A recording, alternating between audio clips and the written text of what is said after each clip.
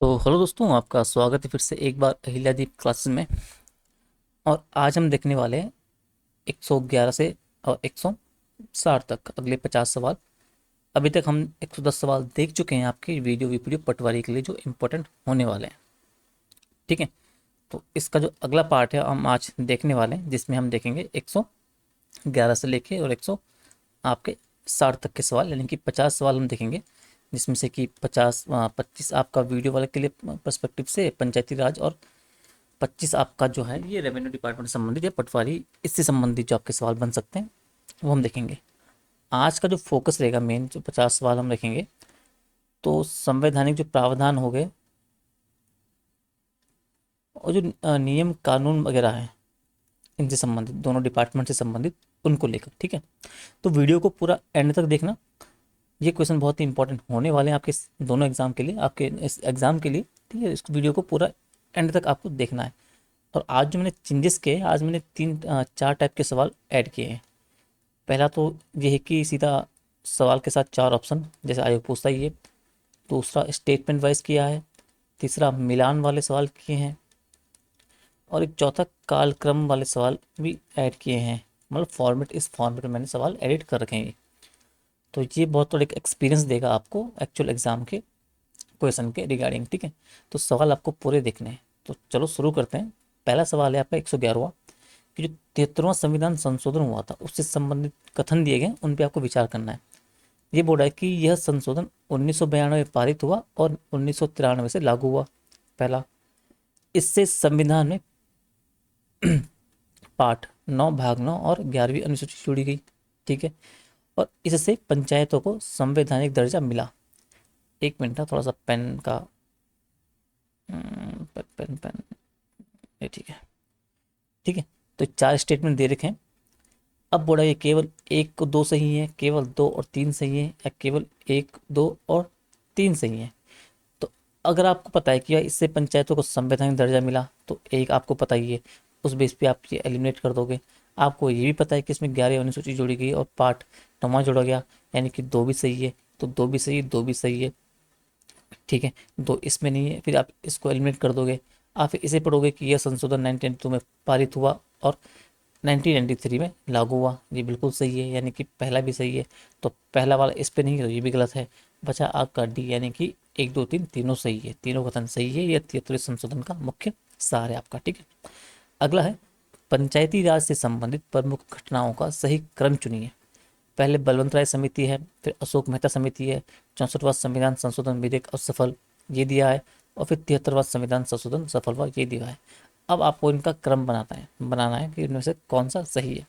तो सबसे पहले आपको जो बलवंत राय समिति है आपकी 1957 में आती है, आपको यहाँ पे देखने को मिलती है।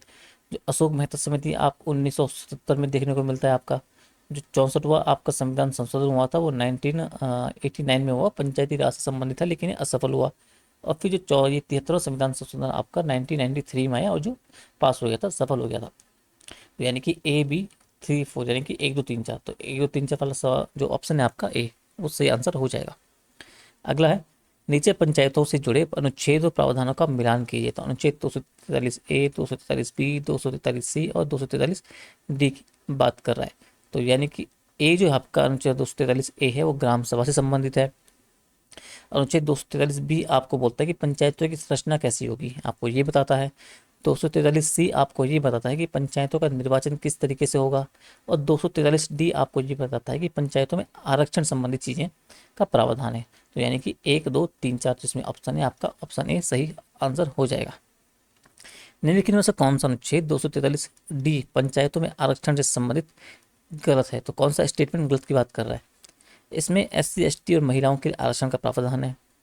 ठीक है, महिलाओं के लिए न्यूनतम एक तिहाई आरक्षण अनिवार्य किया गया है 33% का। ठीक है, यह केवल ग्राम पंचायत पर लागू है, जिला परिषद पे नहीं। तो ये ग्राम पंचायत के साथ साथ जिला परिषद पर भी लागू है, इसलिए कथन गलत हो जाएगा आपका। कुछ राज्यों ने महिलाओं को आरक्षण 50% तक बढ़ाया है, उत्तराखंड और बिहार उसमें शामिल है। ठीक है, और ध्यान देना जब स्टेटमेंट वाले सवाल पूछता है ऐसे, तो इन जो टर्मिनोलॉजी जो होते हैं, शब्द ऐसे होते हैं कि केवल जैसे शब्द हैं, तो ये बहुत, जहाँ पे ये होता है कि इसमें चांसेस रहते हैं कि ये स्टेटमेंट गलत हो अग्रे के मुकाबले। तो जहाँ पे आपको ये केवल इन शब्दों पे आपको ध्यान देना होता है। तो इस तरीके से आप एलिमिनेट बेस पे भी सवाल को सही कर सकते हो। अगला है, ये अनुच्छेद सभी स्तर की पंचायतों पर लागू है आपका, ठीक है, पंचायत, क्षेत्र पंचायत, जिला पंचायत, तीनों स्तर पर। अनुच्छेद 243 ई से जुड़े तथ्य हैं, पंचायतों का जो कार्यकाल सामान्यतः 5 वर्ष का है, ठीक है, समय से पहले भंग होने पर 6 महीने में चुनाव आवश्यक है, ये भी सही है, ठीक है। कार्यकाल समाप्त होने पर नया चुनाव 1 वर्ष में कराया जा सकता है, ठीक है। तो पहला स्टेटमेंट तो सही है, दूसरा भी सही है, इसमें दूसरा नहीं है तो आपका ये गलत हो जाएगा, इसमें एक नहीं तो आपका ये गलत हो जाएगा, और सही भी। अब ये बोल रहा है कि जो चुनाव 1 वर्ष में नहीं बल्कि जो समय सीमा दी गई है आयोग नियम में वो 6 माह का है। तो तीसरा आपका जो लाइन है इस तरीके से गलत हो जाएगा, और 1 और 2 यानी कि आपका ऑप्शन बी आपका सही हो जाएगा। चुनाव 6 महीने में कराना अनिवार्य है, 1 वर्ष में नहीं। अगला है 16 आएंगे, निम्न में से किस अनुच्छेद में पंचायतों को आर्थिक विकास और सामाजिक न्याय के लिए योजनाएं बनाने की शक्ति दी गई है।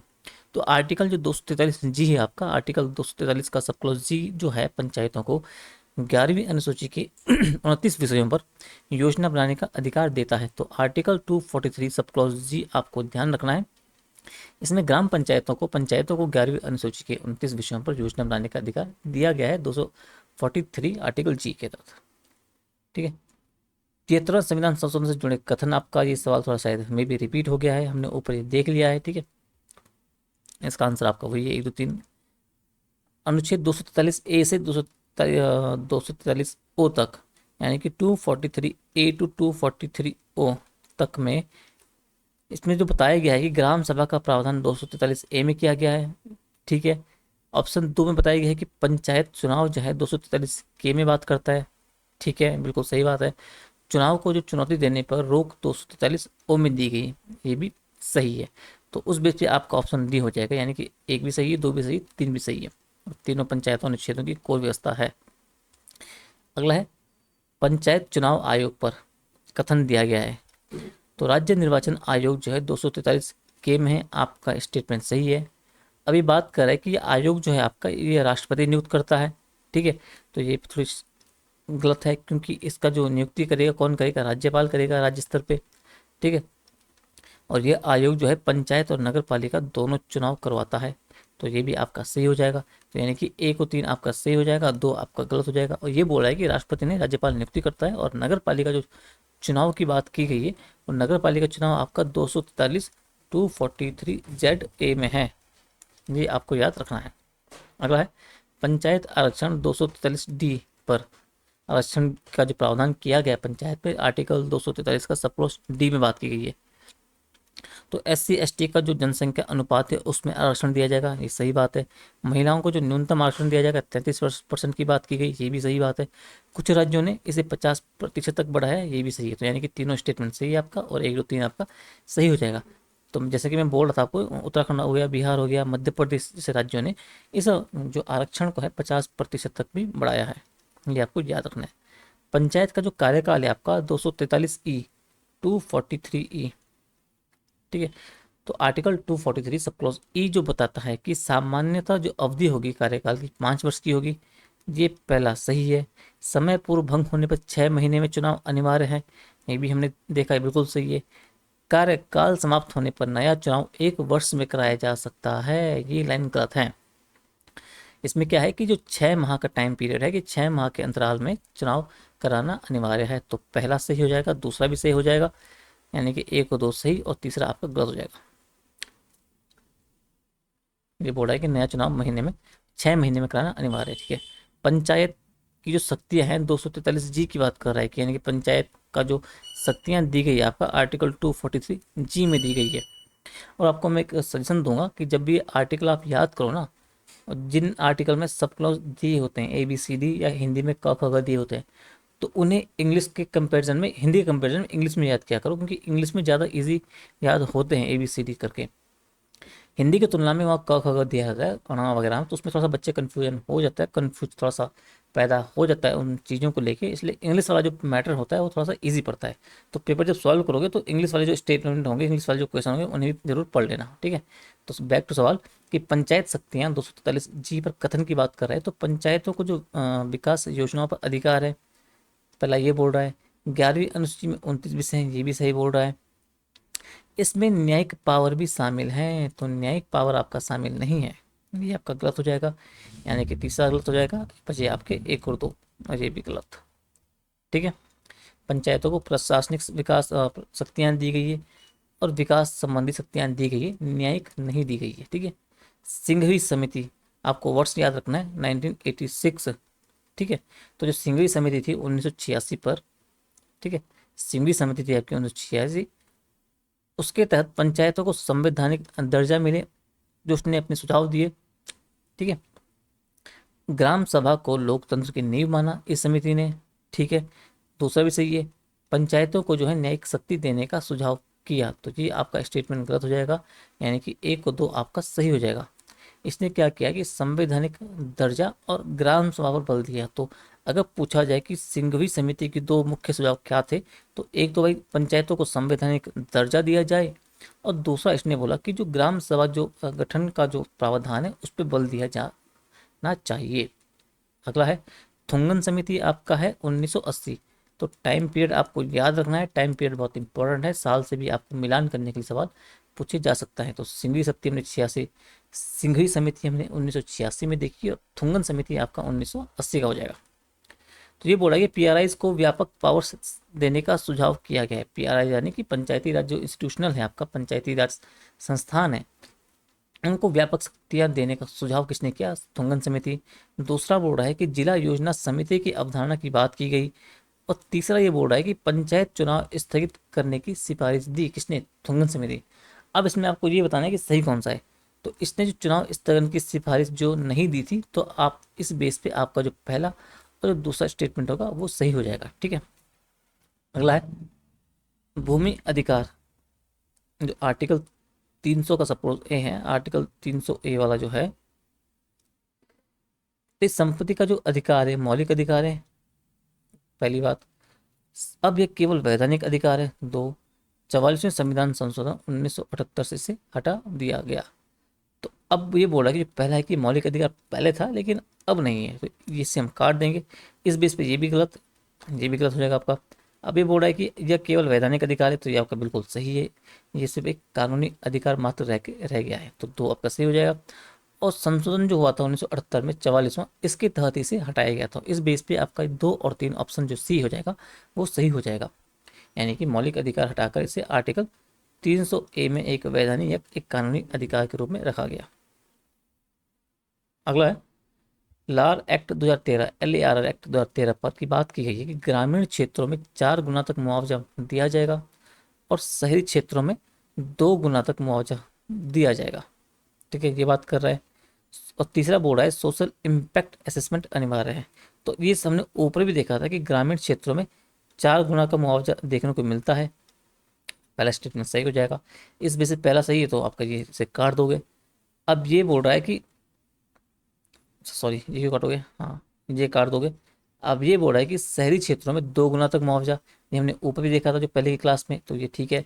दूसरा भी सही है, यानी कि दूसरा भी सही है, तो आपका ये भी कट जाएगा। और सोशल इम्पैक्ट की बात, असेसमेंट की बात अनिवार्यता ये बोलता है डायरेक्ट, तो यानी कि तीसरा भी सही है, तो यानी कि ये कट जाएगा, बचा आपका डी, यानी कि सभी आपका सही हो जाएगा। इस कानून ने किसानों के हितों को प्राथमिकता दी, एक आपका एडिशनल पॉइंट हो जाएगा। अगला है 121 जमाबंदी, रिकॉर्ड्स ऑफ राइट। इससे आप क्या समझते हो? तो ये रिकॉर्ड ऑफ राइट जो हर 10 वर्ष में अपडेट की जाती है, सही बात। इसमें भूमि स्वामी व किराएदार दर्ज होते हैं आपके।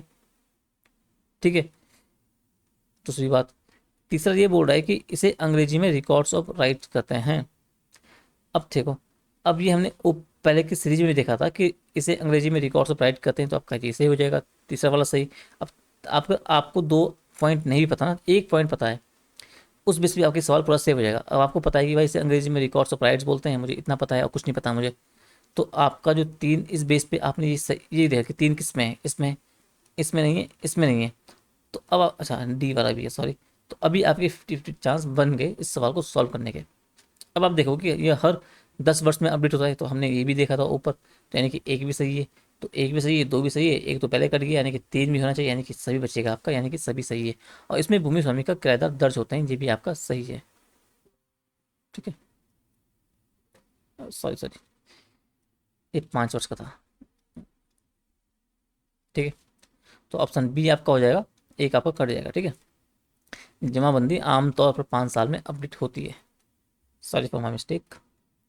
राज्य वित्त आयोग की बात कर रहा है कि राज्य वित्त आयोग 243 आई, राज्य वित्त आयोग की बात कर रहा है कि जो 243 आई है उसके अनुसार हर साल 5 साल पर गठित होता है राज्य वित्त आयोग। पहली बात, इसे राष्ट्रपति गठित करता है, ये भी सही बात। तीसरा, पंचायतों को वित्तीय समीक्षा करता है, ये भी सही बात। अब 3 बात बोल रखी है, इसमें से कौन सी लाइन सही है? तो हर 5 साल में गठित होगा, ये आपका सही बात है, ये आपका सही हो जाएगा, यानी कि एक सही है, एक किसमें सही है आपका, एक इसमें इसमें इसमें इसमें नहीं है, तो इसे काट दो आप। अब ये जब राज्य वित्त आयोग की कह रहा है कि ना कि केंद्रीय वित्त आयोग की बात कर रहा है, तो राज्य वित्त आयोग की बात कर रहा है तो इसमें राष्ट्रपति का नहीं बल्कि राज्यपाल की भूमिका होगी। तो यहाँ पे जो 2 वाला स्टेटमेंट आपका गलत हो जाएगा, इस बेस पे ये कट जाएगा। अब पंचायतों की वित्तीय समीक्षा करता है, ये भी सही है, यानी कि 1 और 3 सही है आपका, 1 और 3 यानी कि ऑप्शन बी आपका सही हो जाएगा। इसे राज्यपाल गठित करते हैं। ठीक है, अगला है। ठीक है, अगला बोल रहा है ये नवी अनुसूची के बारे में। ठीक है, कि नवी अनुसूची बोल रही है कि भूमि सुधार कानूनों को जुडिशियल रिव्यू से बचाने हेतु जोड़ी गई। ये पहली बात।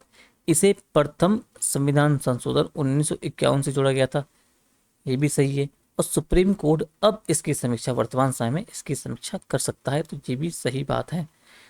पहला स्टेटमेंट सही, दूसरा स्टेटमेंट सही, तीसरा स्टेटमेंट सही, आपका सभी ऑप्शन डी से हो जाएगा। पहले इसे समीक्षा से बाहर रखा गया था, इसीलिए आपका स्टेटमेंट सही है। लेकिन बाद में क्या हुआ, जब 2007 में जब आईआर कोहिलू वाला केस हुआ था, उसमें सुप्रीम कोर्ट ने अब इसे अपनी समीक्षा में शामिल कर लिया है, यानी कि अब जो है स्थिति क्या है, वर्तमान में सुप्रीम कोर्ट इन कानूनों की समीक्षा कर सकता है। 2007 से रिव्यू इसका संभव हो गया, तो article D, sorry option D आपका सही हो जाएगा। जो पंचायती राज कॉन्स्टिट्यूशन है उस पर गाडगिल समिति के अनुसार क्या, तो गाडगिल समिति बोलती है कि भाई पंचायती वित्त पर बल दिया गाडगिल समिति ने, पंचायती राज संस्थान को संवैधानिक दर्जा देने की बात की, और प्लानिंग कमीशन में पंचायत प्रतिनिधित्व की बात की। इसमें से कौन सा सही है? तो जो गाडगिल समिति थी मुख्यतः वो पंचायत वित्त पर आपका फोकस थी, संवैधानिक दर्जे से संबंधित नहीं थी, और ना ही पंचायत का प्रतिनिधित्व प्लानिंग कमीशन से लेकर संबंधित था। तो जो ऑप्शन ए है आपका, यानी कि केवल ए, ऑप्शन ए वो आपका सही हो जाएगा। ये कह रहा है कि जो गाडगिल समिति थी मुख्यतः किस पर जो केंद्रित थी आपकी, आपका हो जाएगा वित्त पर केंद्रित थी। ठीक है, अगला है राजस्व प्रशासन के बारे में पूछा गया है। तो कलेक्टर जो होता है वो सर्वोच्च जिलाधिकारी होता है। तहसीलदार जो आपका एक अर्ध न्यायिक अधिकारी होता है। ठीक है, ये भी सही है। पटवारी भूमि कर संग्रह करता है, ये गलत है। तो ऑप्शन ए सही है, ऑप्शन दो सही है, यानी कि कलेक्टर सर्वोच्च जिलाधिकारी है, तहसीलदार एक अर्ध न्यायिक अधिकारी, ये भी सही है। और 3 आपका गलत है, 3 आपका गलत है, ये काट दो, ये काट दो, ये काट दो, बचा आपका 1 और 2, यानी कि ऑप्शन ए आपका सही हो जाएगा। पटवारी मुख्यतः अभिलेख रखता है, कर संग्रह नहीं। ठीक है, 126 बोल रहा है कि बेनामी ट्रांजैक्शन 1988 की बात कर रहा है, यह संपत्ति को अवैध घोषित करता है। ठीक है, पहली बात। दूसरा, इसे नवीन अनुसूची में डाला गया। ठीक है, तीसरा, इसकी समीक्षा जो है सुप्रीम कोर्ट नहीं कर सकता है। ठीक है, अब इसमें कौन सा सही हो जाएगा? इससे पहला तो सही है कि ये बेनामी ट्रांजेक्शन इसीलिए लाया गया था क्योंकि जो अवैध संपत्ति, जो संपत्तियां था उन्हें अवैध घोषित करता है। ठीक है, जो बेनामी संपत्तियां होती है, पहला सही हो जाएगा आपका। नवी अनुसूची में इसे डाला गया है, तो आपका ये भी सही हो जाएगा। अब ये बोला है कि इसकी समीक्षा सुप्रीम कोर्ट नहीं कर सकता, तो इसका जो समीक्षा है सुप्रीम कोर्ट अब कर सकता है। ठीक है, पहले नहीं कर सकता था, लेकिन जब 2007 में जब कोहलू वाला केस हुआ था उसके बाद से अब समीक्षा की जा सकती है नवे अनुसूची में डाले गए विषयों की भी और बिंदुओं के भी। तो इस बेस पे आपका 1 और 2 सही हो जाएगा, और ऑप्शन 3 आपका गलत हो जाएगा, इसे आप काट दोगे, इसे आप काट दोगे। अब सुप्रीम कोर्ट अब इसकी समीक्षा कर सकती है। अगला है समितियां और सुझाव। किस समिति ने क्या सुझाव दिया? आपके बलवंत राय समिति ने जो क्या सुझाव दिया, अशोक मेहता ने क्या सुझाव दिया, सिंघवी ने क्या सुझाव दिया, और थोंगन समिति ने क्या सुझाव दिया? तो बलवंत राय मेहता ने 3 स्तरीय पंचायत की बात की है, अशोक मेहता ने जो 2 स्तरीय पंचायत की बात की है, सिंघवी समिति ने संवैधानिक दर्जा की बात की है, और थोंगन समिति ने वास्तविक शक्तियां देने की बात की है। तो चारों स्टेटमेंट सही है आपका, तो हो जाएगा ए का 1, बी का 2, सी का 3 और डी का 4। यानी बलवंत राय समिति 3 स्तरीय पंचायत होनी चाहिए, अशोक मेहता के अनुसार 2 स्तरीय पंचायत होनी चाहिए, और सिंघवी के अनुसार संवैधानिक दर्जा दिया जाना चाहिए। तो थुंगन समिति आपका वास्तविक शक्तियों से संबंधित है, यानी कि चारों समितियों का यही मुख्य योगदान था, आपका सभी सुमेलित है। 128वां आपका है अनुच्छेद और विषय। 243 ए में बात कर रहा है ग्राम सभा की, 243 बी में बात कर रहा है पंचायत संरचना की, 243 डी में बात कर रहा है आरक्षण की, और 243 की बात कर रहा है चुनाव की। तो ये हमने पहले से पढ़ा हुआ था। ए में ग्राम सभा की बात होती है, 243 जो के वाला है वो चुनाव इलेक्शन की बात करता है। तो आप जब देखोगे कि ए का 1 और डी का 4 किस में है आपका, तो ए का 1 डी का 4 इसमें, यानी कि आपका ए सही हो जाएगा। और 243 बी आपका पंचायत संरचना से संबंधित है, 243 डी आपका आरक्षण से संबंधित है। ये प्रमुख भूमि सुधार और समितियों की बात कर रहा है, तो कुमारप्पा जो समिति थी वो आपका भूमि सीलिंग से संबंधित है। दत्त समिति आपका भूमि सुधार प्रगति से संबंधित है, सही बात। के एल राव समिति आपका भूमि सीलिंग नीति से संबंधित है। और श्रीनिवासन समिति आपका भूमि रिकॉर्ड डिजिटलीकरण से संबंधित है। तो चारों स्टेटमेंट सही है, चारों जो मिलान आपका सही दिया हुआ है। तो कुमारप्पा समिति भूमि सीलिंग कानून, दत्त समिति भूमि सुधार प्रगति, के एल राव समिति भूमि सीलिंग नीति, और जो श्रीनिवासन समिति है आपका भूमि रिकॉर्ड डिजिटलीकरण से संबंधित है। और आज का अंतिम सवाल कि आयोग और अनुच्छेद के बारे में। तो राज्य वित्त आयोग की बात की गई है 243 आई में। केंद्रीय वित्त आयोग की बात की गई है आपका आर्टिकल 280 में, सही बात। भारत निर्वाचन आयोग 324 में है, ये भी सही है। और राज्य निर्वाचन आयोग आपका 243 के की बात की गई है, तो ये भी आपका सही हो जाएगा, यानी कि चारों जो मिलान है आपके सही है। उत्तर ए आपका हो जाएगा।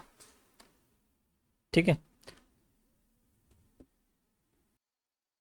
तो वीडियो को ज़्यादा लंबी ना करते हुए 20-21 मिनट तो हो ही गए हैं, ठीक है। इस वीडियो को हम देखते हैं। ये सवाल थोड़े से लंबे वाले थे, वन लाइनर नहीं थे, इस वजह से थोड़ा टाइम इसमें कम सवाल हमने कवर अप किए। लास्ट सीरीज में हमने 50 सवाल किए थे, क्योंकि सीधा ऑप्शन बेस्ड है। इसमें क्या है कि थोड़ा मिलान वाले हैं, स्टेटमेंट वाइज हैं, तो आपको थोड़ा सा टाइम लगता है। तो प्रत्येक वीडियो में कोशिश करेंगे 20 से 25 सवाल लाने की, ठीक है। तो अभी 20 में हो गए इस वीडियो में। अगली वीडियो में हम 25 सवाल देखने की कोशिश करेंगे, इससे अगले सेम हुई चीज़। अगर वीडियो आपको अच्छी लगी, सवाल आपको पसंद आ रहे हैं, आपके एग्जाम के पॉइंट ऑफ व्यू से आपको लग रहे हैं, तो वीडियो को लाइक शेयर कमेंट जरूर कीजिएगा। चैनल को सब्सक्राइब करिए, ज़्यादा से ज़्यादा शेयर करिए, बच्चों तक शेयर करिए। और कमेंट में बताइए कि आपको किन चीज़ों में दिक्कतें आ रही, किन चीज़ों में आपको हेल्प चाहिए, मैं उसमें वीडियो लाने की ज़रूर कोशिश करूँगा। और अपना फीडबैक ज़रूर दीजिएगा। अगर आपने यहाँ तक पूरी वीडियो देखी है तो आपका बहुत बहुत धन्यवाद। अपना ध्यान रखिए, जल्द ही मिलते हैं आपको अगली वीडियो में, तब तक के लिए धन्यवाद।